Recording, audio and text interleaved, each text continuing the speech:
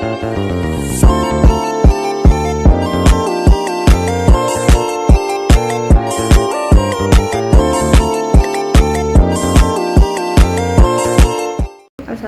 warahmatullahi wabarakatuh.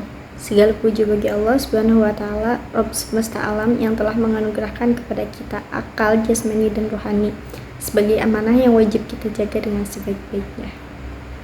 Shalawat beserta salam semoga senantiasa tercurah limpahkan kepada junjungan kita Ayahanda Nabi besar Muhammad sallallahu alaihi wasallam yang telah membawa risalah Islam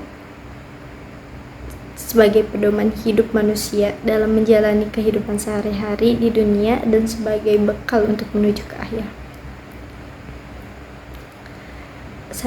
Saya Kiki Zakia dari kelas 1D akan mempresentasikan akhlak terhadap diri sendiri. Dalam kehidupan ini, akhlak yang mulia merupakan salah satu wujud nyata dari keimanan seseorang. Sebagaimana sabda Nabi Shallallahu Alaihi Wasallam, yaitu sebaik-baiknya manusia adalah yang paling baik akhlaknya. Hadis riwayat Bukhari dan Muslim. Menjaga akhlak kepada diri sendiri menjadi dasar yang paling penting sebelum kita membangun hubungan yang baik dengan Allah Subhanahu Wa Taala, sama manusia maupun alam sekitar. Hal ini menuntut setiap manusia untuk belajar memahami dan menghayati, untuk mengamalkan nilai-nilai akhlak dalam kehidupan sehari-hari. Salah satu caranya adalah dengan dimulai pada diri sendiri. Apa sih itu pengertian akhlak terhadap diri sendiri? Akhlak berasal dari kata khuluq yang berarti budi pekerti, yaitu perpaduan antara rasio rasa yang tampak dan tindakan manusia. Hak dan kewajiban manusia wajib menjaga baik secara jasmani maupun rohani, karena itu bagian dari keadilan terhadap diri sendiri. Yang kedua yaitu dengan cara apa sih kita menjaga hak dan kewajiban kita sebagai manusia, yaitu dengan cara menghindari kebiasaan buruk seperti begadang, merokok, atau iri hati yang bisa membuat kerusakan pada fisik ataupun jiwa kita. Selanjutnya, saya akan membahas macam-macam akhlak terhadap diri sendiri atau berakhlak terhadap jasmani kita. Yang pertama tuh dengan cara kita menjaga kebersihan, karena kebersihan merupakan sebagian dari iman. Baik itu kebersihan tubuh, pakaian, makanan, atau maupun tempat yang kita tempati.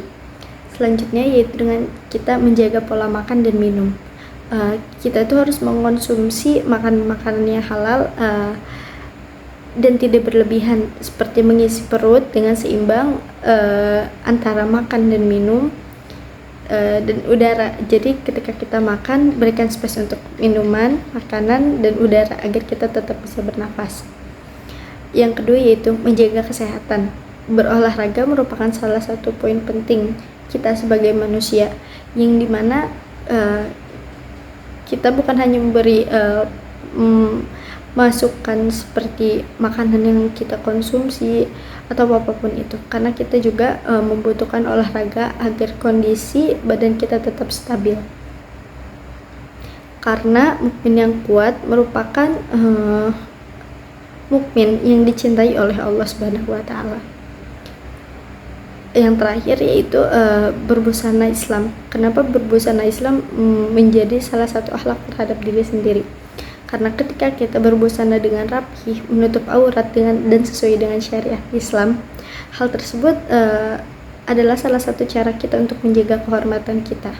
Bagaimana diri kita memiliki wibawa di depan orang lain. Yang selanjutnya saya akan membahas tentang berakhlak terhadap akal. Bagaimana sih berakhlak terhadap akal tuh? Contohnya itu dengan kita menuntut ilmu, karena setiap mukmin yang lahir ke dunia ini memiliki kewajiban, yaitu untuk menambah pengetahuan sepanjang hidupnya. Yang selanjutnya yaitu memiliki spesialisasi ilmu pengetahuan, dengan cara kita memiliki fokus pada bidang tertentu untuk membantu kita dalam kehidupan sehari-hari atau membantu kita untuk memfokuskan pengembangan diri kita. Dan yang terakhir adalah puncak ketika kita menuntut ilmu adalah bagaimana cara kita mengajarkan ilmu tersebut kepada orang lain. Bagaimana caranya agar ilmu yang kita miliki dapat bermanfaat untuk orang lain, yaitu dengan mengamalkannya.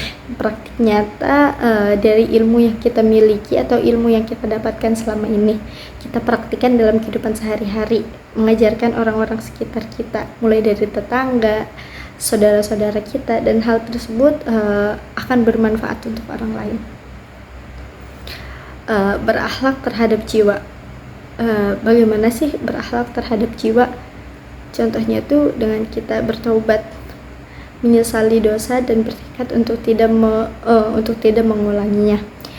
Selanjutnya yaitu bermuraqabah, menyadari bahwa Allah itu selalu mengawasi kita dimanapun kita berada.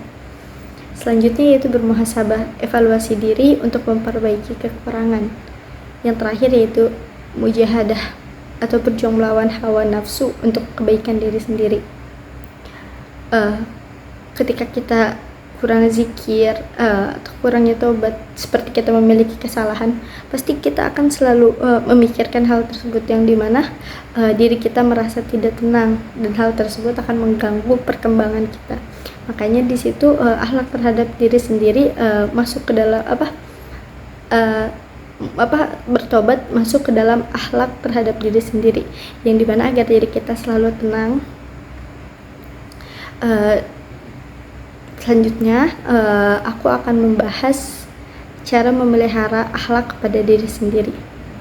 Contohnya itu dengan sabar dalam menghadapi ujian. Bukan hanya sabar dalam menghadapi ujian, sabar itu memiliki mengacu pada berbagai aspek dalam kehidupan ini. Contohnya itu bukan hanya ketika kita menghadapi ujian saja. Contohnya ketika kita melaksanakan perintah dan menjauhi larangan Tuhan. Karena ketika memang iman kita tidak kuat di situ, maka kita tidak akan pernah mampu untuk melaksanakan perintah tersebut. Yang kedua yaitu syukur. Banyak sekali cara untuk kita bersyukur dalam kehidupan ini. Contohnya itu dengan contoh kecilnya itu dengan kita mengucapkan lafaz alhamdulillah dan memanfaatkan nikmat Allah dengan sebaik-baiknya, yang dimana segala nikmat yang diberikan tuh kita manfaatkan untuk bukan hanya untuk kebaikan diri kita, tetapi untuk kebaikan orang-orang di sekitar kita. Bagaimana cara kita rendah hati kepada orang lain dengan cara memberikan hak mereka yang memang sudah dititipkan kepada kita. Yang selanjutnya yaitu tawadu, rendah hati untuk ketenangan jiwa dan menghindari iri.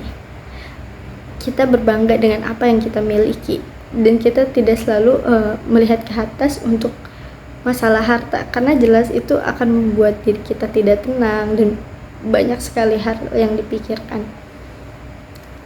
Selanjutnya yaitu sidik, konsisten dalam kebenaran hati, ucapan dan tindakan. Ketika kita jujur, konsisten, kebenaran hati, berarti kita mengatakan apa yang memang sebenarnya terjadi, dan itu akan mengurangi beban pikiran kita, yang dimana jiwa kita akan lebih tenang dalam menghadapi segala cobaan dalam hidup.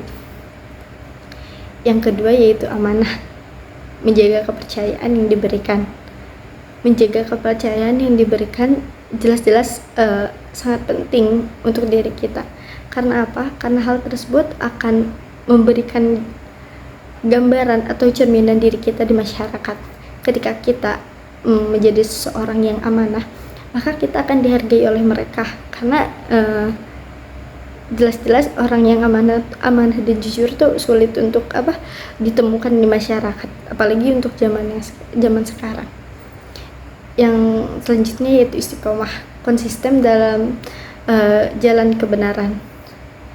Selanjutnya yaitu ifah dan permaaf, seperti menjaga kehormatan yang sempat beberapa aku bahas di atas tadi. Hal tersebut merupakan salah satu cara kita untuk menjaga wibawa kita. Dan pemaaf itu untuk mengajarkan kita untuk memaafkan kesalahan orang lain, karena Tuhan pun maha pemaaf. Lantas kita sebagai hambanya, kenapa tidak pemaaf? Dapat disimpulkan akhlak kepada diri sendiri merupakan fondasi untuk menciptakan kehidupan yang lebih baik, meliputi tanggung jawab terhadap tubuh, pikiran, jiwa, dan dengan menjaga akhlak manusia dapat mencapai kebahagiaan dunia dan akhirat. Semoga materi ini dapat bermanfaat untuk khususnya untuk saya dan umumnya untuk para pendengar. Mohon maaf apabila ada salah-salah kata. Wassalamualaikum warahmatullahi wabarakatuh.